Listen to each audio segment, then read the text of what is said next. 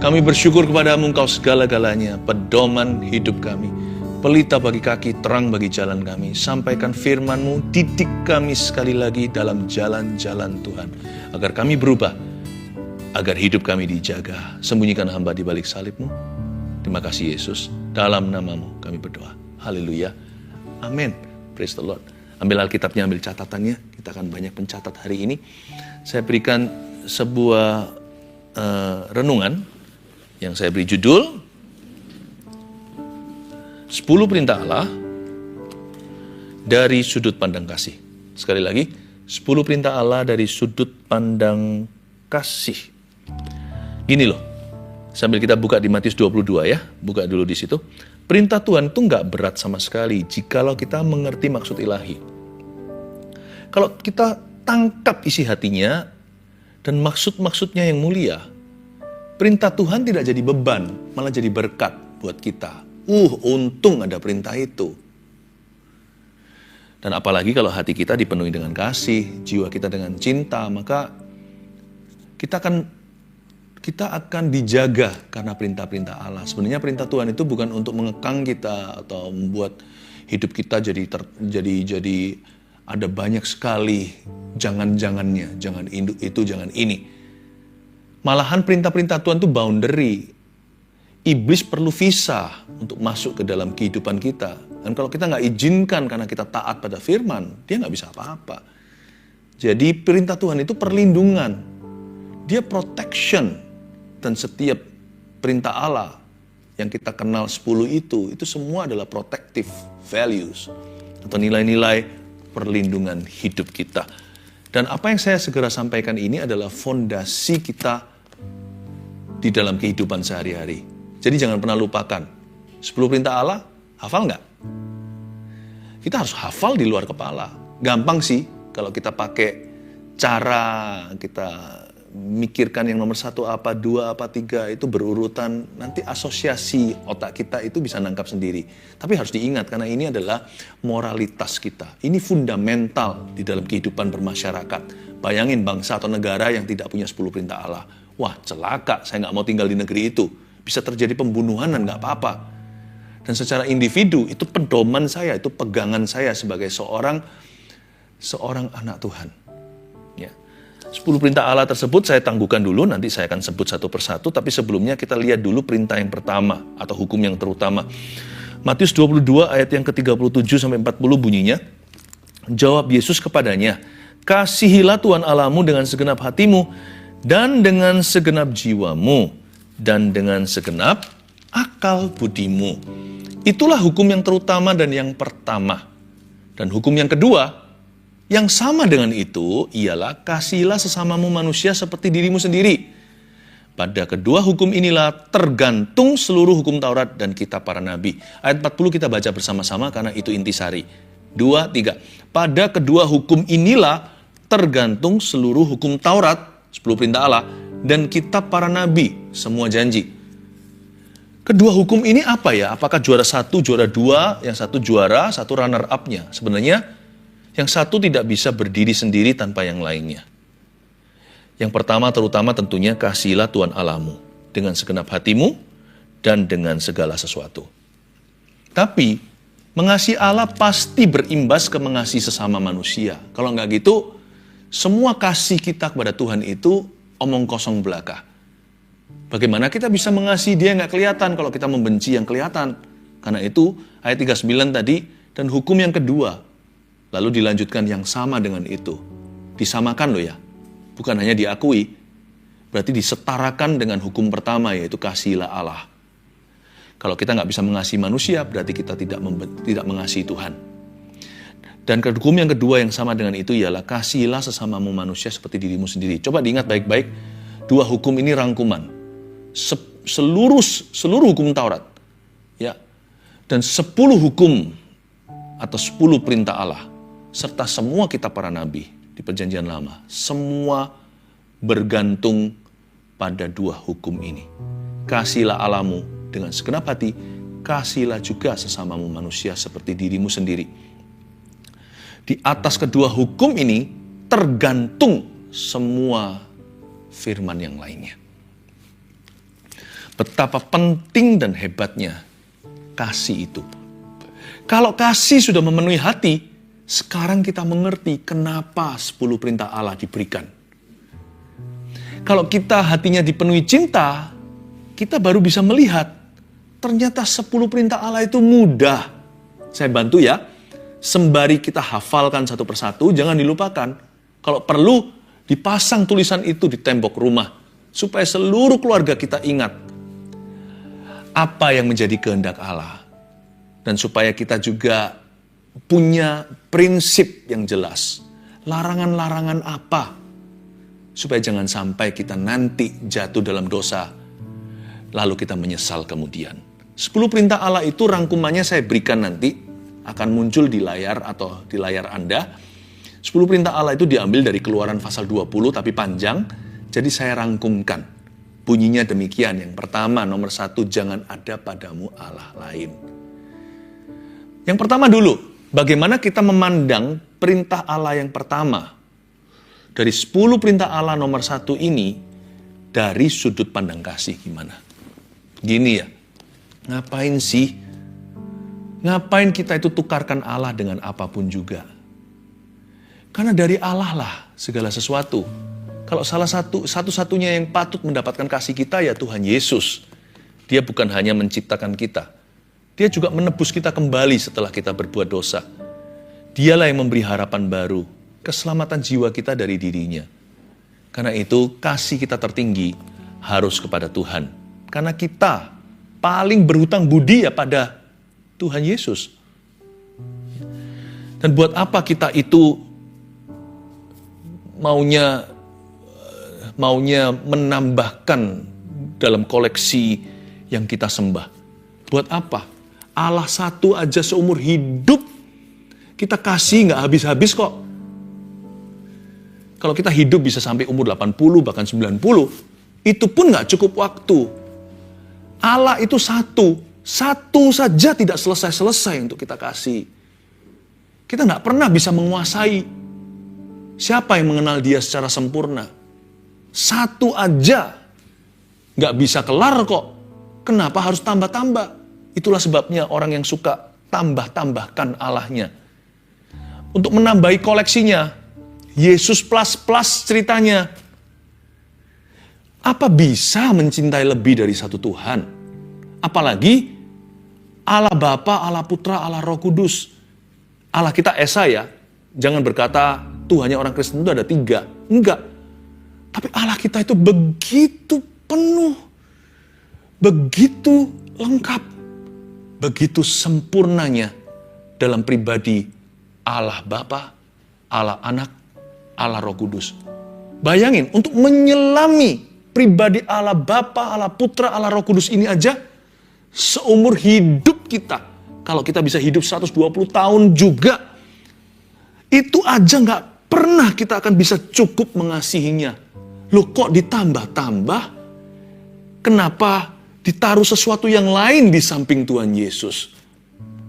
Dan saya juga tidak mau setengah-setengah. Saya tidak mau tanggung sama Tuhan Yesus. Tuhan Yesus itu perantara antara Allah dan manusia. Bukankah dia juru selamat kita? Salib itu jembatan. Jembatan jurang maut. Sehingga kita bisa menyeberang ke sorga. Kenapa saya perlu ada perantaranya terhadap perantara saya? Ada orang yang gak berani datang ke Yesus langsung. Dia harus melalui orang. Harus melalui orang yang sudah meninggal dunia. Harus melalui figur-figur tertentu. Buat apa ada perantaranya? Perantara, ngapain punya kerajaan dalam kerajaan? Kalau Yesus itu perantara kita, berarti dia itu mudah didekati. Berarti Tuhan itu gak marah-marah. Bukankah ada satu perantara antara Allah dan manusia?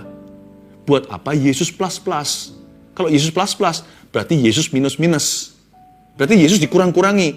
Kurang apa gitu rasanya kalau saya datang menghampiri Tuhan, doa langsung ke Tuhan Yesus itu nggak mempan. Kayaknya Tuhan itu jual mahal. Sepertinya Tuhan itu orangnya susah. Jadi saya perlu sebelum Yesus ada seseorang lagi. Sebelum Tuhan, mungkin ada figur yang sudah meninggal dunia. Atau Yesus plus siapa gitu, rasanya lebih mantap betul. Kalau Yesus gak mantap, berarti bukan Yesus sama sekali. Jangan ada padamu Allah lain, please.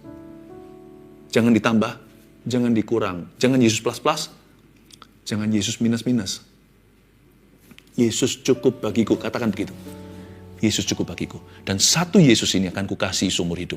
Dan aku akan belajar dari kesalahan dan kegagalan juga dalam mengasihi dia. Tapi yang satu hal yang pasti, dia gak pernah berhenti mengasihi aku. Nomor 2, jangan sujud menyembah kepada patung. Gimana kita memandang perintah Tuhan yang kedua ini dari sudut pandang kasih? Kita itu hanya diperbolehkan cinta barang. Itu pun jangan berlebihan. Saya ajarkan pada anak-anak saya prioritasnya begini. Kalau bicara soal value atau nilai demikian. 1, selalu cinta Tuhan. Lebih tepatnya mengasihi Tuhan. Lalu baru setelah itu cinta orang. Baru kemudian bisa sayang sama barang. Ya, tapi akar segala kejahatan itu cinta akan uang. Jadi juga harus hati-hati. Barang dan uang itu bisa disayang atau bisa dieman begitu. Kita perlu mengelolanya, kadang perlu hemat. Mesti balance, mesti seimbang. Saat memberi, saat menyimpan. Segala indah, segala sesuatu indah pada waktunya. Kita harus menabung. Alkitab ajarkan itu seperti semut di musim panas. Dia bekerja giat.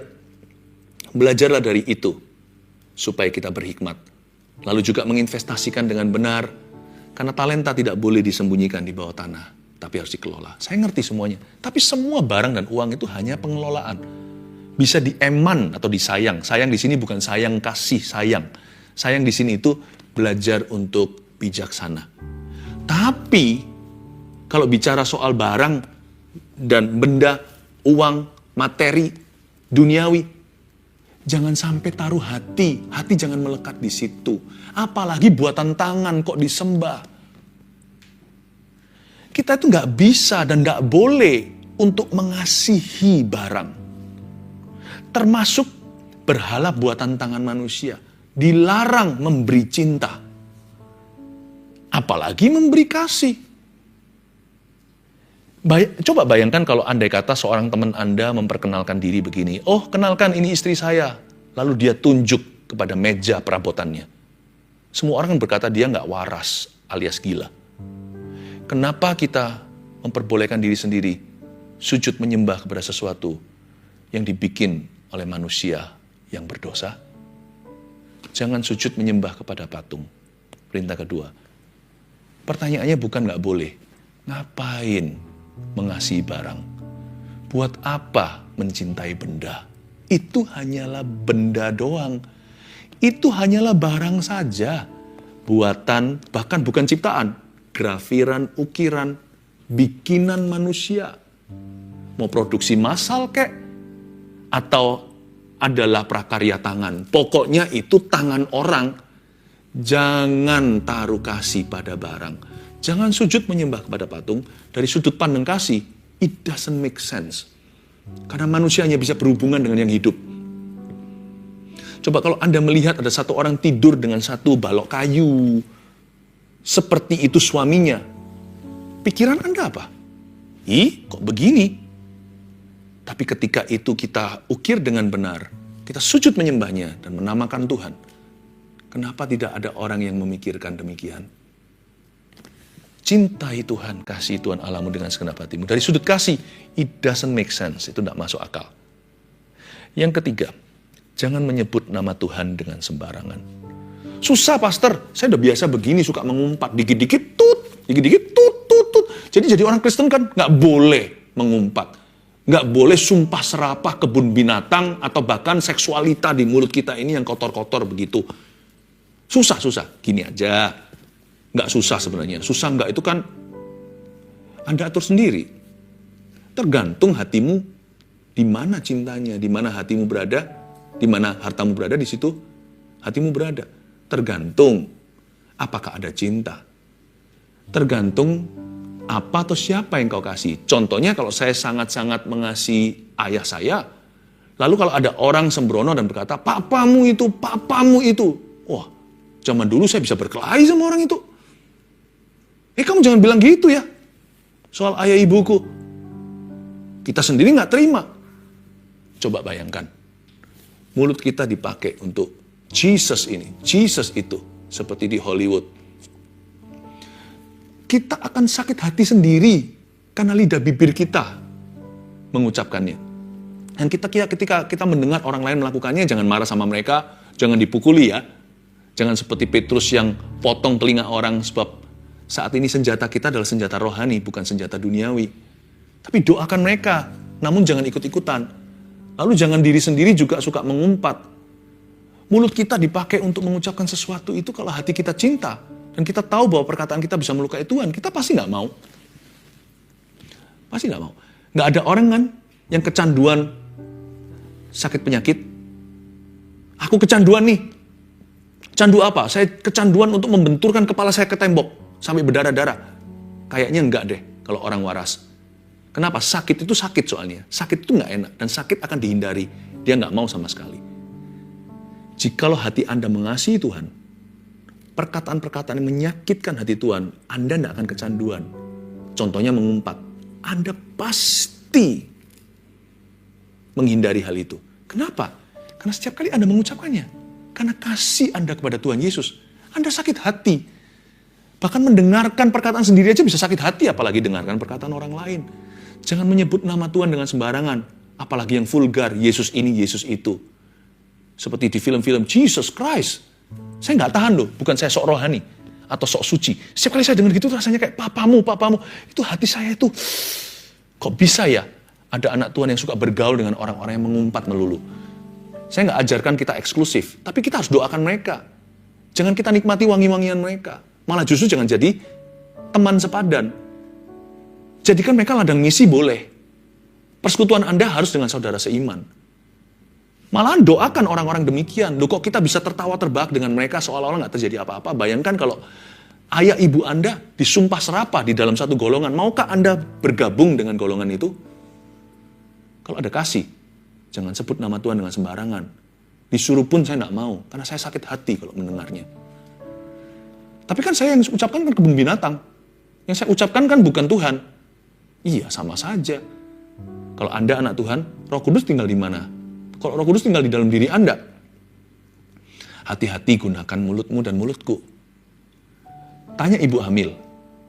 Ibu hamil itu nggak sembarang makan kan? Karena apa yang dia makan? Lewat ari-ari. Si bayi janin itu juga makan bersama dengan dia. Bukan apa yang masuk ke dalam tubuhmu itu yang menajiskanmu. Karena itu semua keluar ke jamban. Tapi apa yang keluar dari hatimu, lalu dari mulutmu, itulah yang menajiskanmu. Kalau ibu hamil aja tahu nggak boleh sembarang masukkan segala sesuatu, asupan apa yang masuk ke dalam tubuh, itu semua akan diserap oleh si bayi.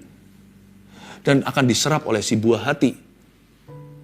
Nah kalau kita sekarang mengucapkan segala sesuatu sedangkan Roh Kudus tinggal di dalam dirimu, bukankah kita paksa Roh Kudus mengucapkannya bersama dengan kita? Bukankah tubuhmu adalah bait suci, badan itu adalah bait Allah? Masa kita tega, mulut yang sama ini, Roh Kudus semua tinggal? Kan Roh Kudus memenuhi kita. Bukankah firman Allah ajarkan di perjanjian baru gini, be filled with the Holy Spirit. Hendaklah kamu penuh dengan Roh Kudus. Nah penuh itu kan berarti dia memenuhi kita, termasuk lidah bibir. Nah kalau kita ucapkan gitu kan seperti kita memaksa dari mulut yang sama kita sumpah serapah. Apa nggak sungkan sama Tuhan? Nggak susah sih sebenarnya. Kalau kita mengerti kasih, nggak susah break free. Nggak susah kita itu bebas dari dosa dan kebiasaan buruk. Yang keempat, kuduskanlah hari Sabat. Kuduskan hari Sabat. Aduh, apakah harus ini itu? Jangan seperti orang Farisi. Letterlek secara harafiah. Lalu hukum orang lain yang melanggar. Karena Tuhan Yesus berkata begini, aku anak manusia adalah Tuhan atas hari Sabat. Jadi bukan manusia diciptakan untuk Sabat. Sabat diciptakan untuk manusia. Kalau saya memang ambil waktu libur, hari ke-7, setiap kali saya sisihkan untuk menjadi waktu istirahat dan beribadah. Atau setiap hari, Sabat kecil saya adalah saat teduh pribadi. Saya nggak akan keberatan. Saya nggak keberatan untuk luangkan waktu dengan orang yang saya cintai. Paling nggak enak itu meluangkan waktu dengan orang yang kita nggak suka. Rasanya itu lama. Kok nggak selesai-selesai, waktu nggak lewat-lewat. Tapi kalau sama orang yang kita kasih, senangi, dan sukai. Jangan hanya cinta Yesus atau mengasihi dia. Sukai dong Tuhan. Tuhan suka kok sama kita. Tuhan tuh suka meluangkan waktu dengan Anda dan saya. Kuduskan hari Sabat. Nggak keberatan, menurut saya ini berkat. Selain itu, bukan hanya perintah Tuhan yang pertama, kasihilah Allah, tapi kasih sesama manusia. Saya suka hari Sabat, bukan karena saya suka istirahat. Saya perlu istirahat. Saya suka kerja orangnya. Lebih tepatnya teman-teman semua pada tahu, saya pekerja keras. Pandemi nggak pandemi, saya kerja sama keras minimal, jikalau bukan lebih keras daripada sebagian pelayan-pelayan Tuhan.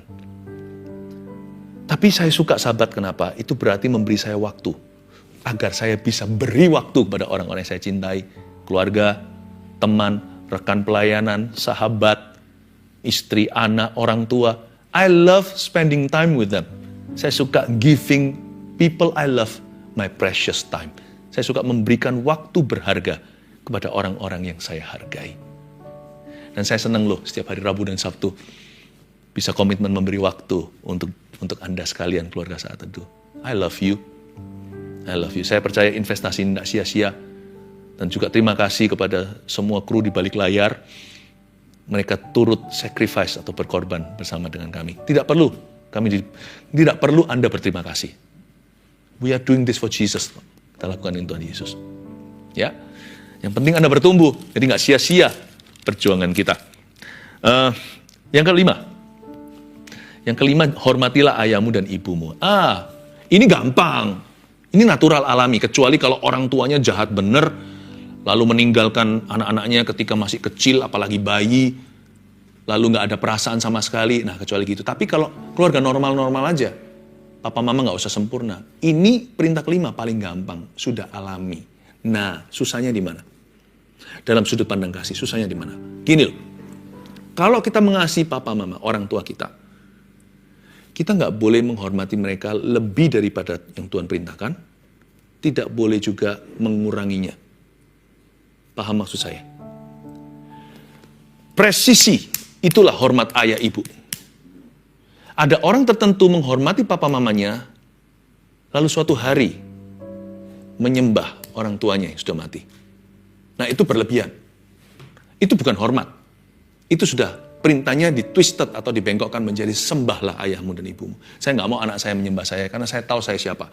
Kalau mereka menyembah saya suatu hari, kalau saya mati, lalu mereka harus berdoa sama saya akan tersinggung dari sorga. Berarti kamu mencoreng. Berarti anak-anak saya mencoreng saya sebagai ayahnya. Mencoret saya sebagai ayahnya dan mencoreng my fatherhood. Mencoreng keayahan kebapaan saya. Kenapa? Karena jangan suruh saya jadi seseorang yang saya bukan itu. Saya bukan Tuhan. Saya senang jadi papanya putra-putri saya. Karena saya memang ayah mereka. Let me be me. Dunia selalu berkata, be yourself, be yourself. Nah, ini dia. I'm being myself. Jangan ditambah. Presisi tepat di sana. Tapi juga bisa dikurangi. Ayah ibuku itu cerai lagi. Aku dari broken home. Lalu yang satu punya simpanan. Aduh, yang begini itu. Dendam sama orang tuanya yang telah mencoreng keteladanan mereka. Ini anak-anak yang gak bisa respect sama papa mamanya. Kata menghormati itu bukan respect, tapi honor. Beda loh ya. Kita bisa ilfeel. Hilang tuh feelingnya sudah rasanya, I'm sick of them. Saya rasanya muak. Kita juga bisa gak ada respect sama sekali sama mereka. Tapi tidak boleh dishonor. Tidak boleh tidak menghormati mereka. Mereka bisa berbuat salah. Tuhan tidak pernah berbuat salah dengan menjadikanmu anaknya. Mereka punya pilihan. Mereka bukan Pinocchio. Mereka bisa bersalah pada Tuhan. Anda jangan ikut-ikutan. Yang salah papanya. Jikalau harus dan tidak bisa dihindari lagi. Anaknya nggak usah ikut-ikutan. Salah. Jadi sekalipun ayah ibu yang buruk pun, yang paling jelek di dunia ini pun, tapi jangan gampang-gampang menilai papa mama nggak baik ya. Apalagi anak muda yang belum pernah jadi orang tua. Susah loh. Tahu nggak, pekerjaan paling sulit di dunia itu jadi ayah dan jadi ibu. Jadi saya mau memberikan apresiasi untuk semua papa mama. Asal Anda berusaha jadi orang tua yang baik, saya angkat topi. Hanya saya nggak pakai topi hari ini. Kalau nggak, topi saya sudah terangkat untuk Anda. Ya, saya doakan supaya Anda dibimbing dan dituntun oleh Roh Kudus. Sekalipun papa mamanya itu papa mama yang sangat buruk, tetap Anda jangan kurangi hormat sebagai perintah Allah. Hormati mereka. Sekalipun dibuang, ditinggal sejak orok, udah gak pernah muncul tinggal minta uang. Kalau memang Anda bisa berbagi. Tidak perlu dipaksa Anda harus punya perasaan gimana, memang gak pernah dibesarkan. Ada orang yang sampai seperti itu, saya tahu. Saya punya teman yang demikian. Sampai-sampai kalau ketemu sama orang itu dia panggil Sir. Dia gak bisa panggil Papa, karena dari kecil memang gak ada. Tapi jangan pernah menghinanya. Apa yang Anda bisa bagikan, gimana pun juga hargai fakta bahwa dia adalah ayah kandungmu. Memang tidak bisa memanggil ayah, itu lain cerita. Karena memang dari kecil dia dibesarkan orang lain. Papanya itu orang lain yang bukan ayah kandungnya. Tapi meskipun demikian dia dibuang dari kecil. Kalau dia muncul di depan pintu, berkati dia. Berkati. Hormati ayah ibumu, jangan dikorting ya. Yang keenam, jangan membunuh. Kalau dari sudut pandang kasih gimana? Membunuh itu sakit loh. Yang dibunuh itu sakit. Coba kalau mereka nggak mati tanya. Sakit. Pembunuhan jasmani, nyawa. Aduh, mengerikan sekali. Jangan membunuh. Tapi juga karakter. Coba kalau ada teman kita fitnah. Kasihan loh itu. Mau nggak kita digituin? Makanya the golden rule atau peraturan emasnya gini. Lakukan kepada orang lain yang kau rindu orang lain lakukan kepadamu. Do unto others what you want others to do unto you. Jangan kasar sama orang. Bukan hanya membunuh fisik, kalau itu urusan kriminalitas, maka Anda akan diserahkan kepada yang berwenang. Tapi seringkali yang tidak diserahkan kepada keadilan adalah pembunuhan karakter yang sembarangan. Bisa saja orang lolos gitu aja. Jangan nabur yang begituan. Kasihan orang yang kita zolimi itu, orang yang kita salahi. Jangan membunuh dari sudut kasih, dari sudut pandang kasih. Jangan lupa orang itu juga punya keluarga. Meskipun orang itu menjengkelkan sekalipun, ingatlah, somebody in this world loves that person. Ada orang di dunia ini yang masih mencintai orang itu. Mungkin ada seorang pria dewasa yang betul-betul orang ini gak masuk akal. Kayaknya lebih baik dia dililitkan batu kilangan, dilemparkan ke dalam lautan. Tapi jangan lupa, kalau memang our wish, kalau kita punya keinginan itu dipenuhi, orang itu sungguhan mati. Yang menderita bukan orang itu yang meninggal dunia. Seseorang di rumahnya panggil dia daddy, panggil dia papa. If you don't feel for that gentleman, kalau Anda tidak merasa belas kasihan untuk pria dewasa itu, minimal kasihan gitu loh sama anak di rumahnya. Jangan membunuh dari sudut pandang kasih. Kita bisa ngerem emosi kalau kita memikirkan keluarganya. Peduli amat, bukan urusanku. Ya memang dunia itu jatuh karena orang-orang seperti itu yang gua nggak peduli. Tapi dunia juga bangkit kembali karena orang-orang benar yang mempedulikan. Jadilah orang benar, please. Jangan jadi orang yang salah. Jangan membunuh. Yang ketujuh, jangan berzina. Dari sudut pandang kasih, setiap kali Anda dapat godaan seksualita, kalau Anda sudah menikah, perlu sekali-kali Anda melihat foto keluarga Anda. Ketika semua senyum, ayo siap-siap. 1, 2, 3, ceklek. 1, 2, 3, oke ganti pose, sekarang pose bebas. Tolong dilihat dengan baik. Godaan seks akan menurun drastis ketika mata Anda menatap wajah anggota keluargamu satu persatu. I won't do this because of my children. Saya tidak akan lakukan ini. Saya tidak akan responi wanita jahat itu dan godaannya kepadaku. Atau pria yang suka menggoda istri orang lain. Aku tidak akan mau mengikuti. Dan aku tidak akan mau memberi diri. Kenapa? Aku punya suami yang baik. Atau aku punya istri yang baik. Atau aku punya anak-anak dan masa depan mereka masih panjang. Jangan berzina. Lihatlah foto keluarga. Kalau keluarga Anda juga bukan sesuatu yang membanggakan, Anda merasa gimana? Ingatlah, kalau Anda tidak bisa lihat keluarga Anda, ingatlah orang tua Anda. Jangan menjadi sebuah celah bagi keluarga besar Anda. Ingatlah seseorang yang Anda pedulikan, yang Anda kasih. Jangan berzina. Maka godaan-godaan tersebut akan turun dengan begitu luar biasanya, seperti bungee jumping, seperti terjun bebas. tidak hilang sama sekali karena kita manusia. Tetapi dia tidak akan menjadi-jadi di mana ada hati yang dipenuhi dengan kasih. 8. Jangan mencuri. Kalau ada barang orang, kembalikan. Seringkali ada sesuatu yang sifatnya bagi kita, ini adalah sesuatu yang good untuk ekstra.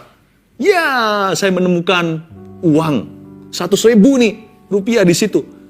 Mungkin kecil bagimu, bisa tambah-tambah jajan. Bagi orang itu mungkin adalah biaya transportnya. Biaya transportnya berapa minggu. Dia kerja itu jam per jam dan bayarannya nggak seberapa. Jangan mencuri itu, godaan itu juga akan turun drastis. Cinta barang atau sesuatu yang kita ambil dan kita nggak kembalikan pada ownernya. Misalkan ada sesuatu yang ditinggalkan oleh customer atau pelanggan. Lalu kita lihat dia jalan, nggak apa-apa. Itu HP-nya. Ya. Kita ambil juga nggak akan ada yang tahu, nggak ada CCTV. Tapi bagi orang itu lebih dari sebuah HP. Di dalamnya semua. Ada chatnya, ada notes atau ada catatannya, catatan korbannya yang bisa menyelamatkan nyawa. Di dalamnya juga ada foto-foto keluarganya, mungkin sudah di-save, tapi sebagian masih belum. Itu foto bayinya, dia barusan dikaruniai momongan, ada videonya. Itu lebih dari itu. Jadi kalau kita nggak kembalikan, it's for fun. Ini bisa jadi sesuatu yang ekstra, asik, saya dapat rezeki. Bagi orang itu, kasihan sekali. Dia sedih sekali dan berpikir, aduh, dan hampir-hampir nggak bisa memaafkan diri. Kok ceroboh ya aku? Padahal Anda bisa loh. Anda mampu dan sanggup untuk mengembalikan. Tapi bagi orang itu jadi penyesalan selama-lamanya. Dan dia merasa, aduh, aku kok begitu ceroboh ya. Aduh, uangku dimakan. Itu uang kuliah anaknya suatu hari. Bagi Anda hanya tambah kaya. Sekedar tambah kekayaan bagi orang itu, uang sekolahnya anak-anaknya. Jadi di sini, for fun. Di situ kasihan. Dengan itu kita terdorong untuk mengembalikan. Ya sudah, nggak apa-apa. Bagi aku, nggak jadi rezeki tiba-tiba nongol di siang hari. Lebih baik ini aku kembalikan. Lebih berguna di situ. Dan itu bisa membawa damai sejahtera. Mencuri, tidak mencuri. Bukan menjadi sesuatu yang perintah yang berat. Dan untuk mencuri bukan lagi menjadi godaan. Kalau hati kita penuh kasih, kita nggak kepingin mencuri. Kita ingin memberikan pada orang lain apa yang menjadi hak mereka.